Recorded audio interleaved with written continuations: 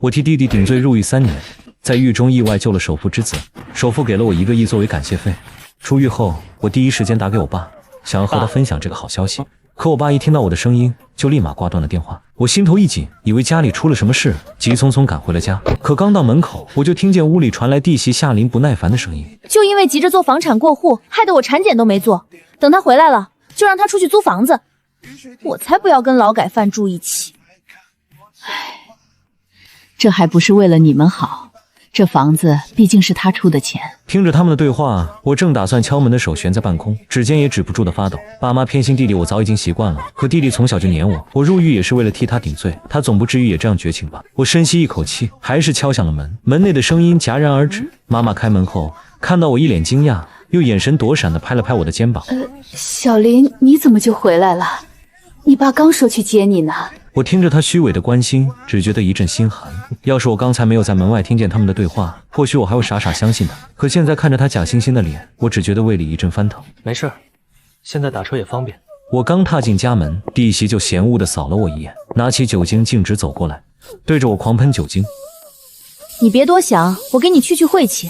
我扯了扯嘴角，露出一抹自嘲的笑。他嫌我是个劳改犯，可他应该是忘了我坐牢是为了他和弟弟。我没说话，径直朝着我的房间走去。可我刚踏上台阶2步，我爸就一把拽住了我。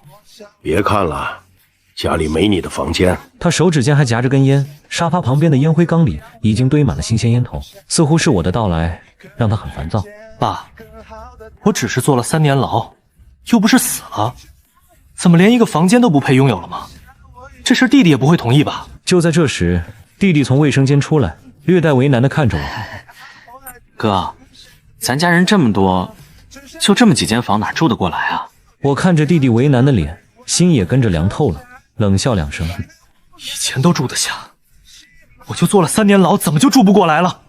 你们又有什么资格赶我走？别忘了这房子是我全款买的。听到我这句话，他猛地扇了我一个大逼兜，手指死死地指着我。买套房你就了不起了是吧？你这是回家来了还是要账来了？是我找你要回房子吗？是你们一间房都不肯给我住啊！我爸气得吹胡子瞪眼，他明确对我下了逐客令。我告诉你，家里没有你的房间，你要找住处就自己租房子住去，我们可不欠你的。我僵在原地，浑身都气得发抖，各种情绪在胸腔剧烈翻滚。好一句不欠我的，当初是谁哭着求我去顶罪的？又是谁说我是这个家的大恩人的？我现在只是想要回属于我自己的房间，这很过分吗？还记得当年爸妈哭着求我说弟弟考上了名牌大学，前途一片光明，不能毁在一场车祸上，还说等我出狱，一家人都会好好报答我。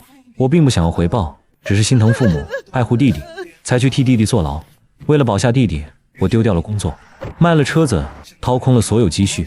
可我怎么能想到，等待我的不是更浓烈的亲情，而是彻彻底底的背叛和打击。如今我不过是想要回自己的房间，却被家人联手驱赶。我眼泪无声滑落，可却死死地咬着牙，不让自己失态。哥，你坐牢这3年，我们也不好受啊。如今你又要住到家里，那我们止不顿被人笑话成什么样呢？你怎么就不能替我们想想呢？我猛地甩开他的手，手指死死地指着他，眼神冰冷刺骨。盛腾，你别忘了，该坐牢的人是你，让全家蒙羞的人也是你。你享受着我的付出，霸占着我的房子，还有脸怪我没替你们着想？听到我这么说，弟弟的脸色顿时变得极为难看。我都已经跟你道过谢了，你还要我怎么样？作为我的哥哥，这不是你应该做的吗？弟弟轻飘飘的态度深深刺痛了我，爸妈也开始为弟弟辩护起来。长兄如父，为弟弟做点事就想邀功，你怎么这么小心眼儿？小林，你年纪也不小了，就算一个人出去租房子住也是应该的呀。他们一人一句，每一句话都如尖锐的刀子刺痛着我的心。我仰头闭眼，硬生生把眼泪逼回去，嘴角勾起一抹绝望的笑。难怪我坐牢的这3年，你们一次都没来看过我，原来只是觉得我丢人。好，从今天开始，我跟你们恩断义绝，你们别后悔。说完，我头也不回地冲出了家门，默默地离开了那个没有人情味的家，独自在街上游荡了许久，最终找了个酒店暂住了下来。我在网上花高价咨询了律师，我全款买的房写的是我爸妈的名字，我能否要回来？律师说，只要我能证明自己是实际购房人，比如拿出当初购房时的支付证明、物业证明之类的，便能要回房子。我向来有保存资料的习惯，所以那些东西我都留得好好的。为了夺回房子，我聘请了那位律师为我全权处理这件事。交代出去之后，我躺在床上，望着自己手机里9位数的余额，陷入了沉思。我要让全家人都后悔今天的选择。第二天，我直奔别墅区的售楼处，趁着促销活动，我直接花光了1个亿，全款拿下了10套精装别墅，自己住1套，其余9套全部出租。光是靠那9套别墅的租金，我每个月都有花不完的钱。1个月后，我接到了我爸的电话。盛伦，你疯了是吧？竟然还告我们！真不愧是蹲过牢子的人，手段真毒，心也是真黑。隔着手机，我仿佛都能看到我爸那张气得发黑的脸。我淡淡一笑，讽刺道：“那还不是你们教的好吗？我要回这套房子，不是因为我需要它，而是因为我不想给你们这群白眼狼住。”我无视爸妈在那边的破口大骂，说完这话便挂断了电话。刚收起手机，就听有人敲响了我家大门。我去开门，发现外面站着一个非常性感的漂亮女生。房东你好，我是2号别墅的租户，叫徐婉婉。这女孩我有点印象，我记得她是第一个租我别墅的租户，当时我们交易很顺利，她当场就签了合同。我淡淡抬眼，神色平静。有事吗？徐婉婉轻轻撩了下发丝，脸颊微红，眼神中还带着几分恳求。今晚我办乔迁聚会，同学们都想见见一口气买10套别墅的神号房东，你能不能来捧个场？我站在原地，一时有些没反应过来。见状，徐婉婉快步上前，用指尖轻轻拉住我的袖口，摇晃着，声音也放软了几分。房东哥哥，求求你了，我跟他们说我和你很熟，你就帮帮我嘛。说完，她又双手合十，微微歪头看向我。我本就吃软不吃硬，被她这么一缠，心里那点犹豫瞬间消散了。最终我轻叹一口气，还是松了口。好，我晚上会过去。听到这话，徐婉婉眼睛一亮，开心着蹦蹦跳跳的离开了。晚上7点，如约前往了徐婉婉的家。可就在我准备进门时，身后却传来一道熟悉的声音：“盛林，你竟然跟踪我们到了这里！”我顺着声音方向看去，竟是弟弟盛腾和弟媳夏琳。他一看到我，脸色骤变，满眼都是嫌恶。徐婉婉走过来，疑惑地看向我和弟媳：“你们认识？”婉婉，这人就是我老公的那个劳改犯哥哥，整天啥也不干，就想着怎么抢我家的房子。话音一落，全场目光齐刷刷射来，带着鄙夷、好奇和嘲讽，密密麻麻地压了过来。我听着他颠倒黑白的言论攥紧拳头，心底寒意翻涌。我冷冷地看着弟媳，就像在看一个跳梁小丑。第一，我没兴趣跟踪你们；第二，我会成为劳改犯是在替你老公顶罪；第三，你一边嫌弃我是个劳改犯，一边又赖在我的房子里不肯走。我想问一下，到底是谁不要脸？我的话字字锋锐，让众人看向弟媳的眼神也变得十分精彩。感受到众人投去的各色目光，弟媳皱了皱眉，心虚道：“夏琳，你少在这胡说八道，那房子明明就是盛腾的，跟你有什么关系？”反正律师函已经寄到家里了，希望你在法庭上还能这么嘴硬。哥，我知道你刚出狱没有地方住，可那是我们给宝宝留的房间啊，都是一家人，你非要闹得这么难看吗？我冷眼看着他，越听越心寒。我实在想不明白，从小跟在我屁股后面叫哥哥的小屁孩，怎么变成了现在这个样子？你们将我从我的房子里驱赶出来的时候，怎么不说我们是一家人？我刚刚被你老婆当众污蔑羞辱的时候，你怎么不说我们是一家人？夏琳眼看周围人都向我们看来，非但没有心虚，反而愈发嚣张，居高临下的看着我，语气轻蔑：“盛林，这别墅可是一个神豪房东买下的，你不会想在这儿闹事吧？”弟媳声音很大，语气傲慢，仿佛她就是这个别墅的女主人，而我则是一只贸然闯入别墅的老鼠。在场的人闻言，纷纷对我发出了鄙夷的嘲讽声。这时徐婉婉挡在我面前，皱了皱眉：“夏琳，你们之间是不是有什么误会啊？”“哪有什么误会？”“盛林，我劝你还是赶紧滚，那个神豪房东可马上就要来了，你要是得罪了他，怎么死的都不知道。”在弟媳的带领下，众人毫不留情地对我释放恶意。这一刻，我终于彻底看清了他们恶心的嘴脸。旁边一直云里雾里的徐婉婉听着弟媳的话，脸色越来越惨白。她忍无可忍，猛地挡在我身前，气得浑身发颤。“夏琳，你闭嘴！盛林先生是我请来的客人，你这样诋毁他，我这里不欢迎你们，你们现在就给我离开！”弟媳一把推开徐婉婉，趾高气扬地走到我们面前，一脸轻蔑。我急忙扶住了她，心里很不是滋味。我最信任的亲人贬低我，可徐婉婉却愿意为了我挺身而出。哼，你有什么资格让我们走？你又不是神豪房东，而且该滚的是他。是啊，婉婉，你不会是被骗了吧？我们也是好心提醒你，小心被某些人赖上啊。徐婉婉愤怒地瞪着弟弟和弟媳，气得胸口起伏。该滚出去的是你们，盛林就是你们口中一口气买下10套别墅用的神豪房东。什么？徐婉婉的声音并不大，但在寂静的大厅里，却像是一记重锤，狠狠地砸在了每一个人的心口上。原本嘈杂的起哄声瞬间消失，空气仿佛在这一刻凝固了，只剩下由于过度震惊而产生的沉重呼吸声。夏琳脸上的嘲讽还没来得及收回去，就那样僵在了嘴角。她瞪大了眼睛，死死地盯着我，身体因为极度的不可思议而微微颤抖。她怎么也无法把眼前这个穿着廉价西装、刚出狱的劳改犯和那个豪掷1元买下10套别墅的神豪联系在一起。婉婉，你开什么玩笑？他怎么可能是房东？他连个住的地方都没有，他就是个穷光蛋。站在一旁的盛腾脸色比纸还要白，他像是被抽干了全身的力气，原本扶着夏琳的手也无力地垂了下来。他太了解我了，我也太了解他了。他从我的眼神里看到的不是愤怒，而是一种看陌生人般的冷漠。这种冷漠让他感到了前所未有的恐惧。他从我的眼神里看到的不是愤怒，而是一种看陌生人般的冷漠。这种冷漠让他感到了前所未有的恐惧。哥，这到底是怎么回事？你哪来的这么多钱？我并没有理会他的询问，我只是静静地站在那里，感受着周围那些原本鄙夷的目光转变为敬畏、好奇和尴尬。这种感觉很奇妙，金钱带来的社会地位在这一刻具象化到了极致。我看着这对曾经让我付出一切去守护的亲人，内心没有报复的快感，只有无尽的悲凉。徐婉婉敏锐地察觉到了气氛的冷冽，她没有退缩，反而向前走了一步，直接站在了我的身侧。她的动作很轻，却像是在向全场宣告她的立场。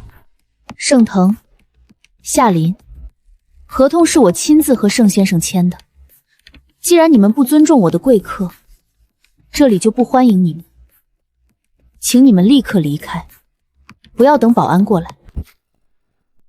请你们立刻离开，不要等保安过来。夏琳张了张嘴，似乎还想撒泼，但在触及到徐婉婉那冰冷的眼神和周围同学指指点点的目光时，她最后的一点气焰也熄灭了。她狼狈地抓紧手里的名牌包，那是她用我给的钱买的，现在却成了最讽刺的装饰。盛腾低着头，不敢再看我一眼，拉着失魂落魄的夏琳，在众人的注视下灰溜溜地走出了别墅大门。大厅的自动门缓缓合上，将那对贪婪的灵魂隔绝在了黑夜之中。聚会重新恢复了音乐声，但每个人看我的眼神都变了。我知道，这只是个开始。那套被他们霸占的房子，那些被践踏的尊严，我会一笔一笔地拿回来。被赶出别墅的夏琳和盛腾并没有反思，而是躲在租来的破旧公寓里，对着手机屏幕咬牙切齿。夏琳翻看着徐婉婉发的朋友圈，极度让她的脸变得扭曲。她无法接受那个被她踩在脚下的劳改犯摇身一变成了神豪。凭什么？他一个坐过牢的废物，凭什么住别墅？这钱肯定来路不正，说不定是他在牢里干了什么见不得人的勾当。老婆，他现在连律师都请了，咱家那房子恐怕真的保不住了。保不住？我得不到的东西，他也别想安稳的拿着。他不是爱惜名声吗？我就让他彻底臭掉，看他还有没有脸在那别墅区待下去。夏琳飞快地在键盘上敲打着，一段歪曲事实、煽动情绪的文字跃然纸上。夏琳飞快地在键盘上敲打着，一段歪曲事实、煽动情绪的文字跃然纸上。在他的描述里，我成了一个出狱后丧尽天良，不仅要抢夺年迈父母养老房，还暴力威胁亲弟弟一家的恶魔。短短几个小时，这篇名为《寻找消失的良知，劳改犯哥哥出狱竟要逼死全家》的小作文在本地论坛疯传，不明真相的网民纷纷留言谩骂，言语之恶毒，令人胆战心惊。我正坐在宽敞的书房里，翻看律师递交的房产证明，手机却突然疯狂地震动起来，无数个陌生号码打进来，接通后全是刺耳的咒骂。我挂断电话，看着屏幕上不断跳出的私信提醒，嘴角勾起一抹冷笑。这种低级的网暴手段，比起我在狱中经历的那些，简直不值一提。徐婉婉手里拿着平板电脑，脸色比昨晚还要难看。她直接冲到我面前，指着屏幕上不断攀升的热度榜，声音里带着明显的焦急和不安。盛大哥，你快看，夏琳他们居然在网上开直播卖惨，现在全是骂你的，甚至有人在人肉你的具体住址。意料之中，他们除了这点手段，也没别的本事了。屏幕里，夏琳正对着镜头抹眼泪，盛腾则在一旁低头叹气，一副受尽委屈、无家可归的模样。直播间的弹幕飞速滚动，全是针对我的污言秽语，甚至有人叫嚣着要来线下堵人。屏幕里的夏琳对着镜头哭得梨花带雨。家人们，谁懂啊？我们辛辛苦苦守了3年的家，他一回来就要把我们赶走，我们还有孩子啊，他怎么能这么狠心？这家人太不要脸了！盛大哥，你得澄清啊，不然你的名声全毁了，邻居们也会误会你的。澄清？不急，让他们先跳一会儿，爬得越高，摔得才越散。我并没有被网上的言论影响心情，反而表现出了一种近乎冷酷的冷静。我拨通了律师的电话，语气平稳，却带着不容置疑的威严。张律师，网上的证据都收集好了吗？包括那些恶意造谣的账号。盛先生放心，所有的造谣言论和侵权行为都已经公证，只要您一声令下，他们不仅要赔偿，还要承担刑事责任。看着直播间里那张虚伪的脸，我心里最后一丝对亲情的幻想也彻底烟消云散。既然他们选择了用这种方式来彻底决裂，那我就送他们一份大礼。我关掉平板，走到巨大的落地窗前，看着窗外平静的湖面。网上的风暴还在继续，但在我眼里，这不过是他们自取灭亡的前奏。网上的舆论像瘟疫一样蔓延，甚至惊动了原本在别墅区遛弯的邻居们。他们三五成群，对着我的房子指指点点，眼神里充满了审视和怀疑。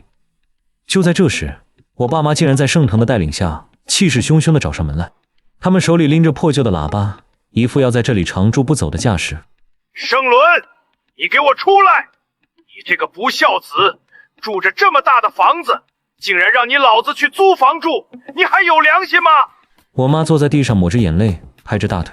大家快来看看啊！我大儿子坐牢回来变了心，连亲妈都不认了，还要告我们！天底下哪有这样的道理啊！我推开门走出去，看着台阶下这出荒诞的闹剧，邻居们的议论声更大了，但我心里却异常平静，甚至有一丝解脱。我推开门走出去，看着台阶下这出荒诞的闹剧，邻居们的议论声更大了，但我心里却异常平静，甚至有一丝解脱。爸妈，我给过你们机会，那套房是我全款买的，我也没说不让你们住，是你们先要把我赶出门的。那房子写的是我的名，就是我的。你现在有钱了，就该再买一套大的给我们住，还得给你弟弟赔罪。我看着他贪婪的嘴脸，转头看向躲在后面的盛腾，他正拿着手机录像，显然是想把这一幕发到网上，继续博取同情。录清楚了吗？证据越多，到时候法官判的又快。盛腾的手抖了一下，眼神里闪过一丝心虚，但他很快又挺起胸膛，装出一副义愤填膺的样子，继续对着手机镜头表演。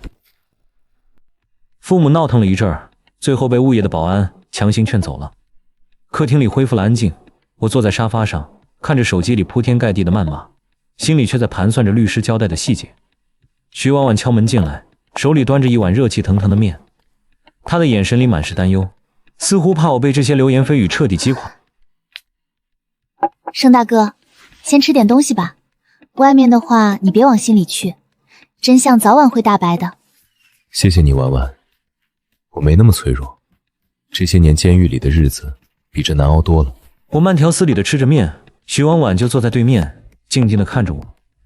她这种无条件的信任，在这个充满恶意的时刻显得尤为珍贵。可是我看你爸妈他们好像还不肯罢休，明天说不定还要来闹，你真的不打算公开证据吗？让他们闹吧，他们闹得越凶，法律上的寻衅滋事和诽谤罪就越好定性。我并不急于反击，而是在等待一个契机。一个能让所有的谎言在阳光下彻底消融，让那些施暴者无处遁形的契机。窗外的月光洒进客厅，照在那些冰冷的法律文件上。我拿起笔，在最后一份授权书上签下了自己的名字。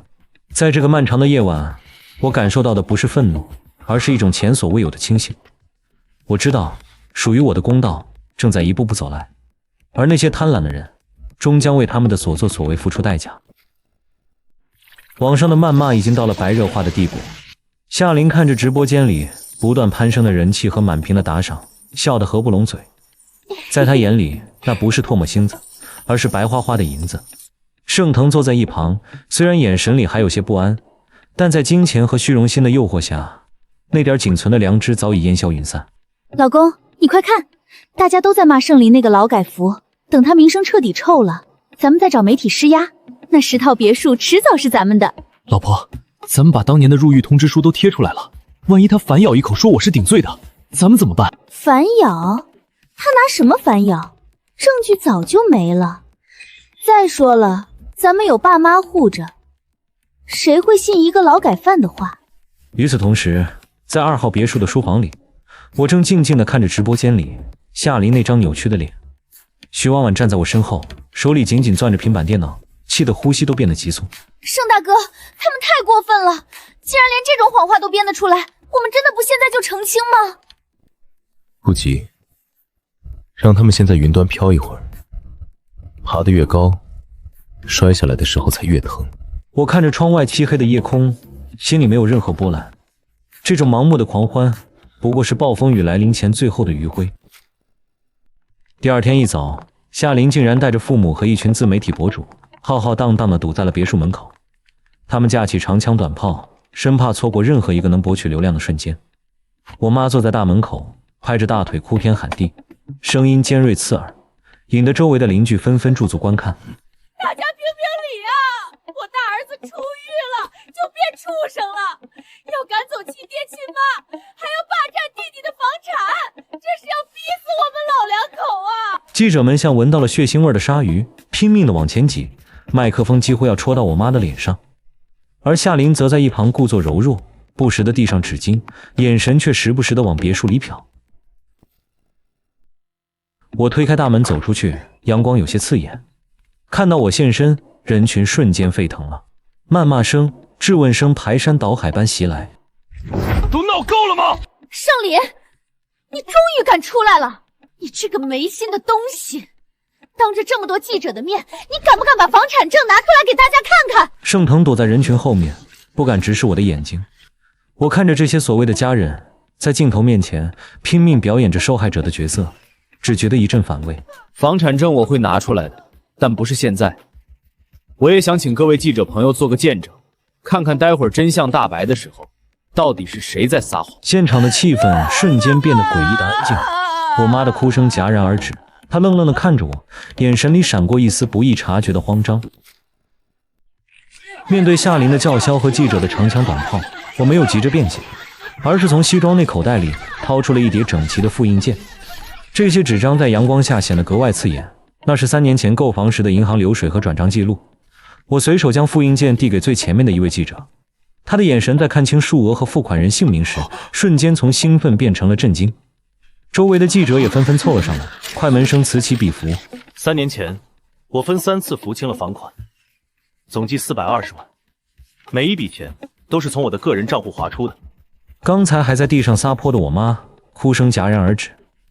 她愣愣地看着那些纸，求助地看向身后的盛腾。盛腾的脸色惨白，下意识地往人群后缩了缩。那又怎么样？房产证上写的是爸妈的名字，你那是尽孝，是赠与。现在想反悔，没门儿！记者们开始窃窃私语，风向似乎在微妙的转变。我看着夏林强撑着的嚣张，心里只觉得可笑。他以为法律只看那一张房产证，却不知道证据链的完整性足以摧毁他的美梦。赠与，张律师，麻烦你告诉这位女士，在法律上这种代持行为和非法占有的区别。站在一旁的张律师推了推眼镜，翻开文件夹，那股专业而冰冷的气场让喧闹的现场瞬间安静了下来。门外的对峙还在继续，但我已经转身回到了客厅。徐婉婉给我递上一杯温水，她的手还在微微发抖，显然是被刚才那群人的疯狂吓到了。盛大哥，他们还不肯走，那个夏琳好像在打电话叫更多的人来。我拿起手机，点开盛腾发来的私信。由于刚才在门口的压力，这个一直躲在女人身后的弟弟终于坐不住了，字里行间透着卑微的哀求和浓浓的恐惧。哥，算我求你了，你把那些流水收回去吧。要是让公司知道我这房是抢你的，我就全毁了。我看着这条语音，并没有回复。盛腾这种人，只有在切身利益受损时，才会想起我是他哥。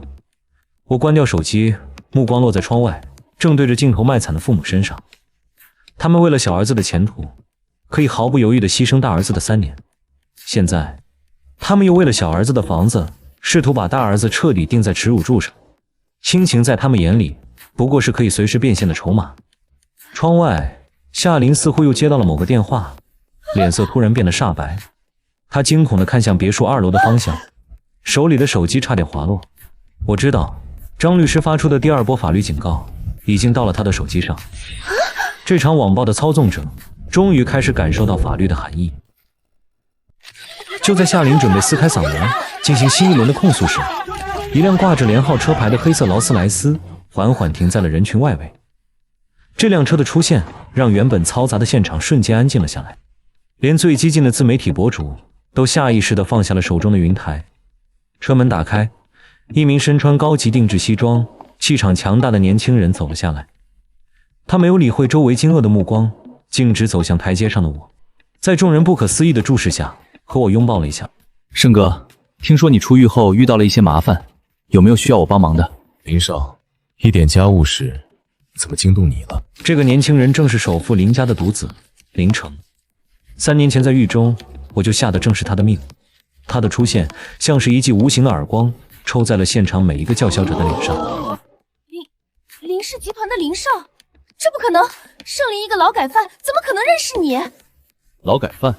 盛先生是为了救人，更是为了替某些不敢做不敢当的小人顶罪。3年前那场车祸的卷宗，我已经派律师去调取，真相很快就会大白。听到真相2个字，躲在人群后的盛腾腿一软，直接瘫坐在了地上。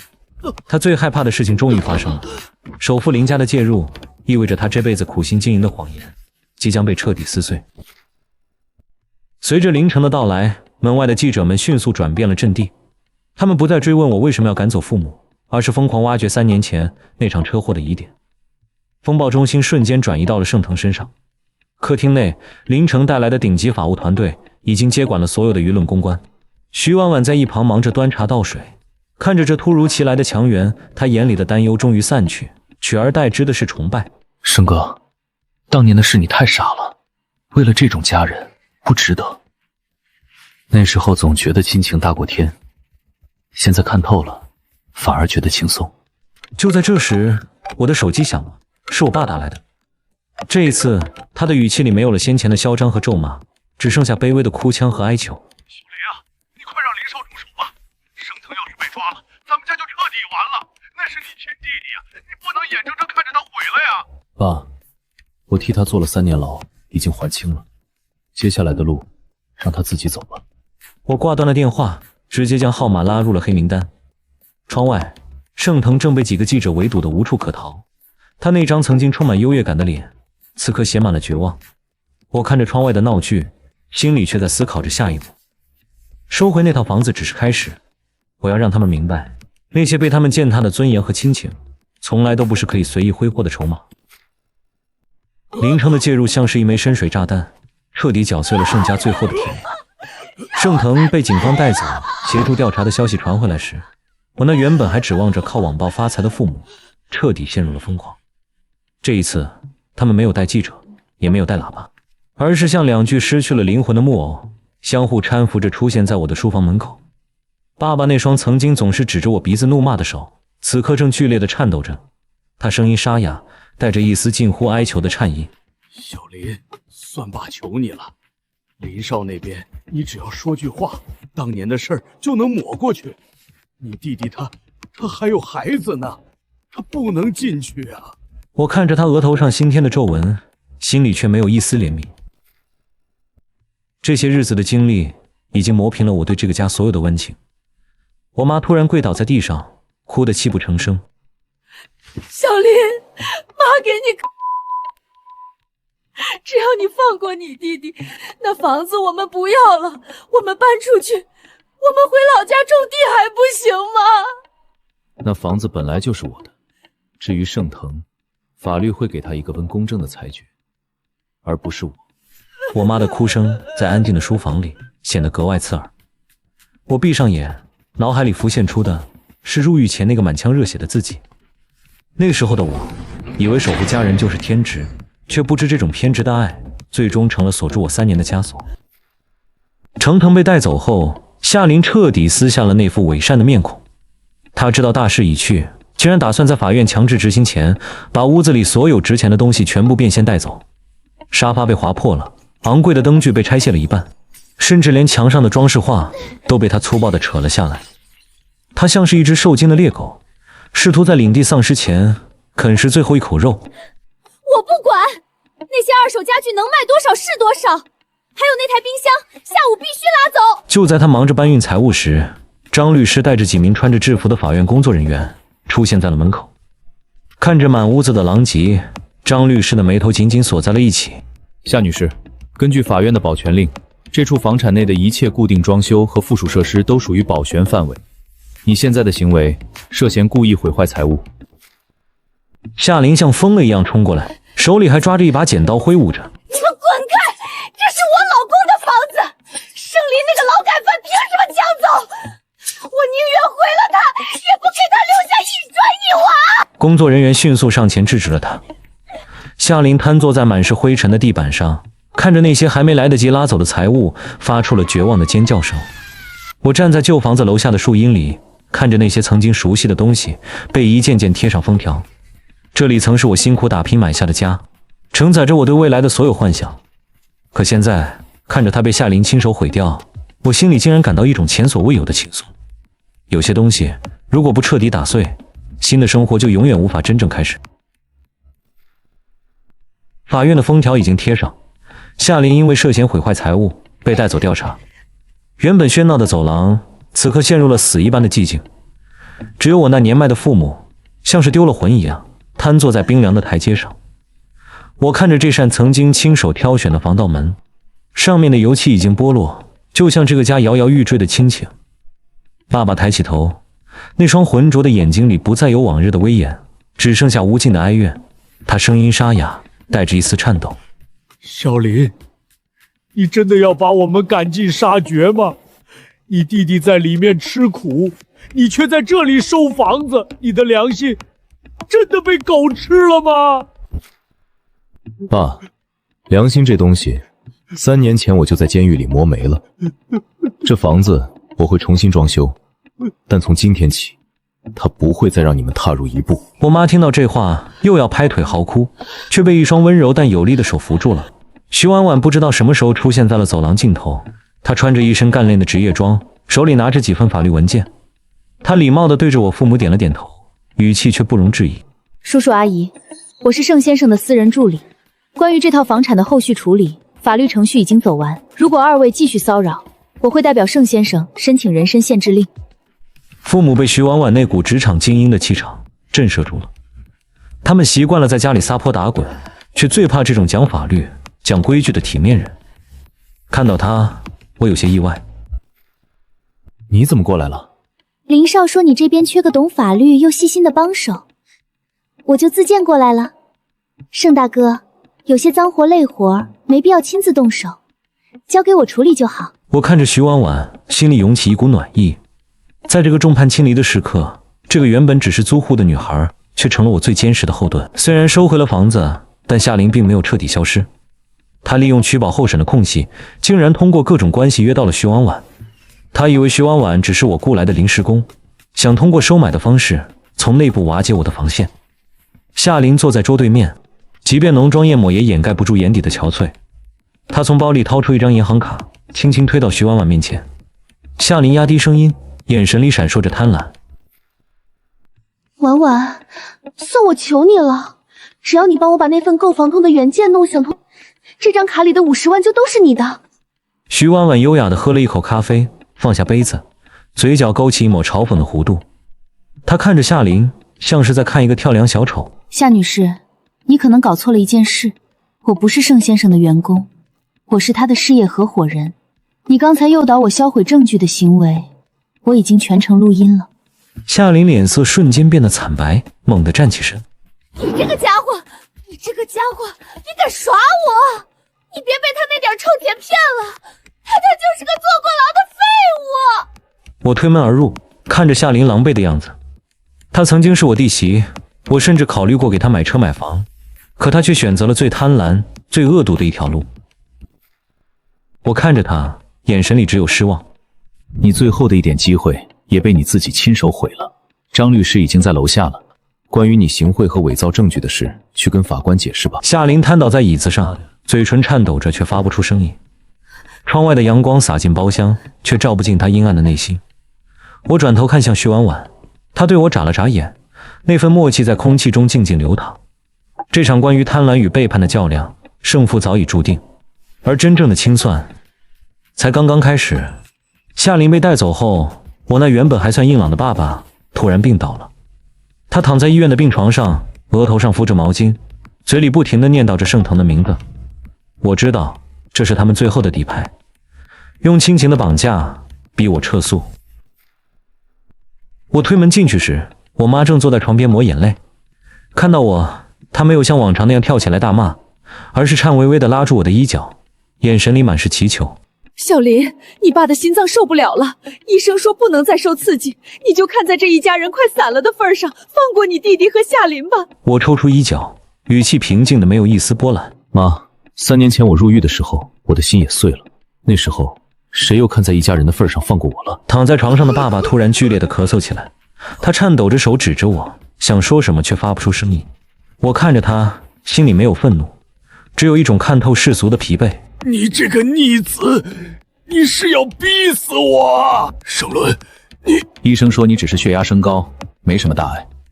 这些戏演给那些记者看或许有用，但在我这里已经失效了。我走出病房，身后传来了我妈绝望的哭喊声。我并没有回头。医院的闹剧并没有影响我的生活节奏。我坐在露台的摇椅上，看着远处平静的湖。徐婉婉端着2杯刚煮好的咖啡走过来，轻手轻脚地放在小几上。她的动作很自然，仿佛我们已经这样相处了很久。这段时间，她帮我处理了大量的法律文件和社交杂事，让我能从那些烂泥潭一样的家务事中抽身出来。盛大哥，林少那边已经把当年的车祸证补全了，盛腾当年的顶罪事实已经板上钉钉，很快就要正式宣判了。让他去他该去的地方吧，那本就是他3年前该承担的。盛腾在看守所里的日子并不好过，没有了父母的遮风挡雨，也没有了夏琳的虚张声势。他那个从小被宠坏的性子，在那个地方只会吃尽苦头。徐婉婉犹豫了一下，眼神柔和地看着我。等这些事都了结了，你有什么打算？还是守着这10套别墅当房东吗？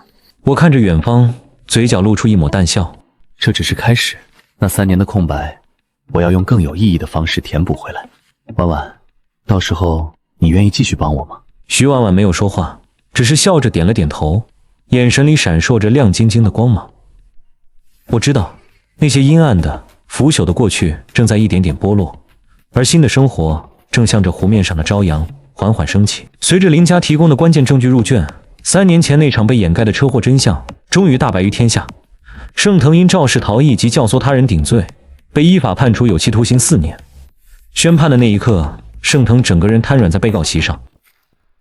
他一直以为只要父母护着，只要夏琳闹着，他就能永远躲在我的影子里。可他忘了，影子也是有尽头的。我爸在旁听席上老泪纵横，捶着胸口。4年啊！我那名牌大学毕业的儿子，这辈子全毁了。盛林，你这个做哥哥的心怎么能这么狠啊？我缓缓站起身，目光平静地看向爸爸。爸，我替他做的那3年，你从未说过一个狠字。现在他只是去承担他该承担的，你就受不了了？我妈哭得几乎晕厥过去，嘴里还在含糊不清地咒骂着，说我是家里的克星。我没有理会，径直走出了审判庭。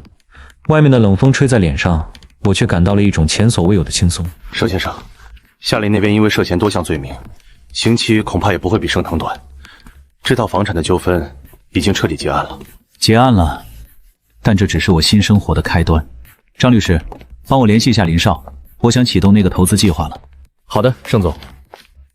林少，我是张律师，盛总找你。处理完家里的烂摊子，我并没有沉溺在报复的快感中，而是接受了林城的邀请，正式踏入了顶级商业圈。我卖了5套别墅作为启动资金，我要用这笔钱建立一个属于我自己的商业帝国。酒会上，我穿着手工定制的西装，气场沉稳。许婉婉作为我的合伙人，一袭晚礼服惊艳全场。她穿梭在各界大佬之间，谈笑风生，为我引荐一位又一位重量级人物。盛大哥，那边那位就是商会会长，他对你提出的那个旧城改造项目很感兴趣，想和你单独聊聊。好，看来我们的第一步棋走得很稳。就在我们准备过去时，一个不速之客拦住了去路。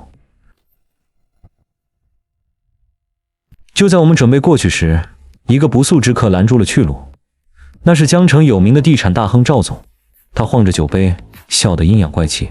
盛总最近名声大噪啊，听说你和家里闹得不可开交，做生意讲究个和字，你连亲爹妈都告，谁敢放心和你合作？赵总消息挺灵通，不过我做生意讲的是规矩和底线，连底线都没有的人，确实不配和我合作。赵总的脸色瞬间变得极其难看，周围的商界精英们纷纷侧目，显然都在重新评估我的实力和手腕。我并没有被这种小插曲打乱节奏，我知道未来的路还很长，赵总这种竞争对手只是冰山一角。3天后，我再次收到了赵总的邀约，犹豫再三，我还是赴了约。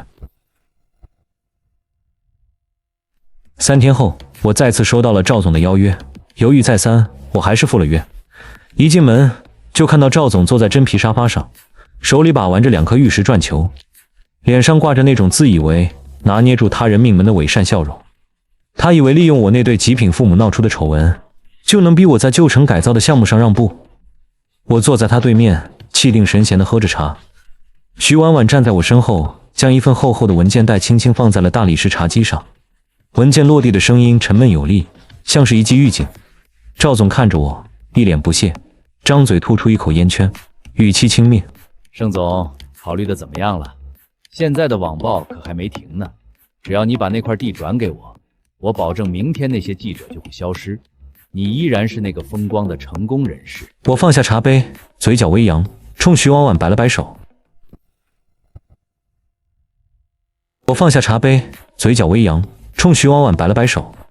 赵总，你似乎忘了，我这3年是在哪儿度过的？在那个地方，我学会的最重要的一件事，就是永远不要被人威胁。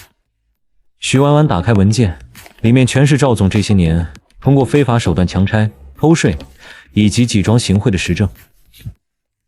这些东西是我让林城动用林家的情报网连夜搜集整理出来的。赵总，这些东西如果递交给经侦大队，你觉得你的公司还能撑过这个周末吗？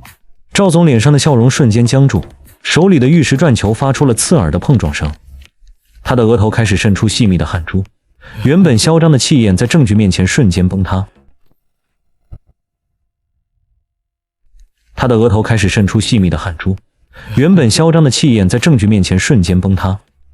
盛总，咱们都是生意人，没必要鱼死网破吧？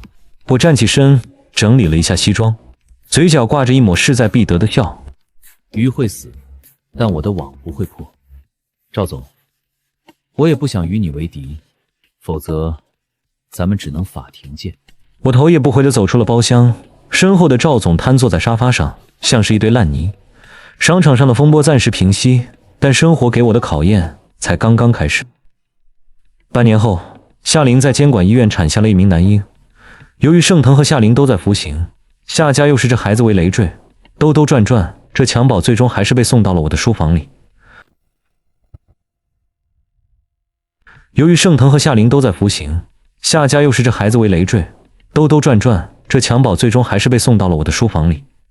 我看着摇篮里那个瘦弱的小生命，眼神复杂。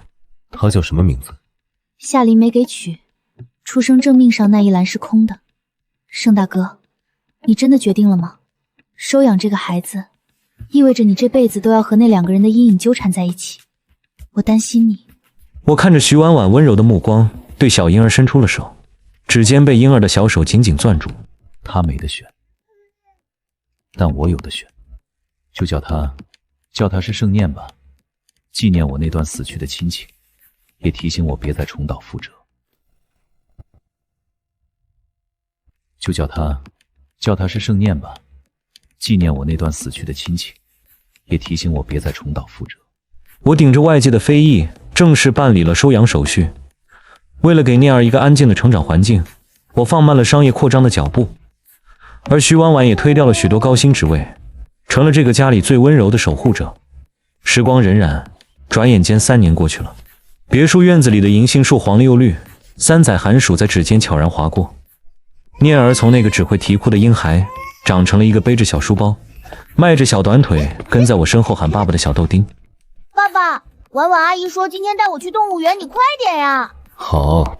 我看着念儿开心的样子，心下一动，将念儿抱了起来，宠溺地刮了刮她的鼻子。我看着念儿开心的样子，心下一动，将念儿抱了起来，宠溺地刮了刮她的鼻子。好，爸爸和婉婉阿姨带你去。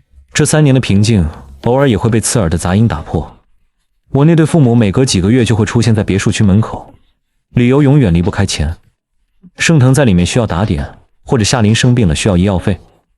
这时，我爸又在铁门外拍打着，声音苍老却依旧刻薄。盛伦，你养个白眼狼的种倒是大方，亲弟弟在里面受苦，你连看都不去看一眼，你还有没有心啊？我站在2楼阳台，看着那个曾经让我敬重的爸爸，居高临下，语气冷如冰霜。我站在2楼阳台，看着那个曾经让我敬重的爸爸，居高临下，语气冷如冰霜。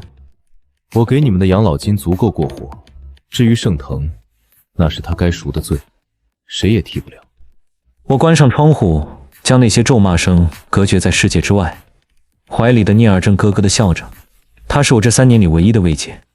与此同时的监狱里，盛腾端着缺口的铁盘，缩在角落里。他那双曾经只拿过名牌大学录取通知书的手，现在布满了因为干重体力活磨出的血泡。玉爸把手里的剩菜倒进程腾盘子里，嗤笑一声：“哟，这不是那个让亲哥顶罪的大才子吗？怎么今天这地儿还没扫干净，就想着吃饭了？”程腾身体剧烈抖动着，眼神里全是恐惧。“对不起，我马上就去，马上就去。”程腾身体剧烈抖动着，眼神里全是恐惧。“对不起，我马上就去，马上就去。”盛腾放下盘子，像条丧家之犬一样拿起拖把。他曾以为进监狱只是换个地方睡觉，却没料到这里的规则比外面的世界更残酷。他试图在里面提起我的名字，想借着神豪房东的名头寻求庇护。我哥是盛林，他很有钱的，只要你们关照我。话还没说完，他就被一记响亮的耳光打断了。对方眼神里充满了鄙夷，那是对他这种自私到骨子里的人最直接的唾弃。你哥是盛伦，人家是首富的大恩人，你这种坑亲哥的畜生，也配提他的名字？在这一天，你就得在这儿跪1天！盛腾瘫坐在满是污水的地板上，绝望地闭上了眼。他终于体会到了当年我入狱时的无助，但不同的是，我是为了守护，而他只是在偿还罪孽。盛腾在里面受苦的消息很快就通过各种渠道传到了我父母的耳朵里，他们没有反思盛腾的过错，反而觉得这一切都是因为我没有动用关系去照顾弟弟。爸爸再次出现在我的视线里，他身上的衣服已经很久没换了，散发着一股颓废的味道。他的声音嘶哑而愤怒：“盛伦，你看看你亲弟弟在里面过的是什么日子？他被人打断了肋骨，你却在这里吃香的喝辣的。”那是他自己选的路。3年前我受这些苦的时候，你不是说长兄如父，忍忍就过去了吗？我妈从花坛后面窜出来，又要故技重施，想躺在地上撒泼，但我没给她机会，直接示意安保人员上前。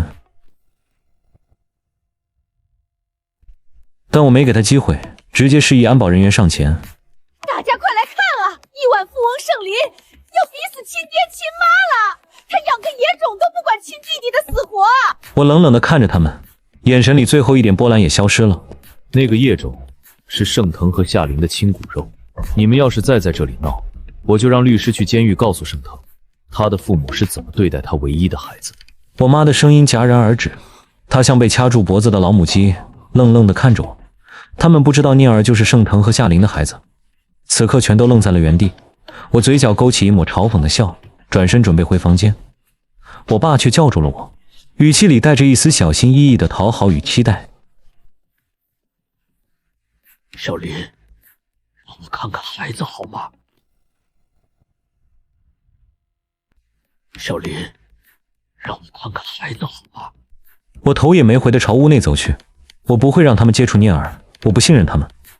徐婉婉正抱着已经睡熟的聂儿，站在玄关处，温柔的灯光洒在他们身上，那才是我想要守护的家。自从夏琳在监管医院产下聂儿后，因为月子期间受审和心理压力巨大，落下了严重的病根。曾经那个不可一世，每天只想着穿金戴银的女人，如今只能虚弱的躺在病床上，眼神空洞的盯着天花板。她的头发枯黄，脸颊凹陷，由于长期的气血亏损，连起身喝口水都变得异常艰难。看守的人员虽然按规矩照顾，但那种冰冷的制度感让她的孤独感成倍增加。孩子，那个孩子呢？我妈把他送哪儿去了？守在一旁的护士没有回答，只是例行公事的帮他换了吊瓶。夏琳并不知道，她那个视财如命的我妈早已将孩子当作累赘丢弃。她更不知道，那个被她羞辱为劳改犯的哥哥，现在是孩子唯一的救命稻草。夏琳眼角流出一行浊泪，语气里满是不甘。圣林，你是不是在看我的笑话？我落到这步田地，你满意了？他的悔恨并不是因为伤害了别人，而是因为自己失去了原本可以拥有的奢侈生活。在这种扭曲的心理折磨下，他的病情反复发作，医生说这病根恐怕要跟他一辈子。阳光透过铁窗，在地板上投下斑驳的影子。夏琳闭上眼，脑海里全是曾经住在我那套全款房里挥霍的日子，可那些日子终究成了他再也回不去的梦。爸妈发现我收养了念儿后，他们终于看清了形势。他们知道盛腾和夏琳已经指望不上了，如果再彻底得罪我，他们下半辈子只能去大街上讨饭。所以当夏琳病重的消息传来时，他们不再敢像以前那样带着记者来闹事，而是换了一副面孔。我爸佝偻着背坐在沙发边缘，双手局促地在大腿上摩擦着。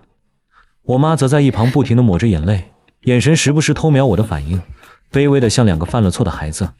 小林啊，爸知道以前是我们糊涂，伤了你的心。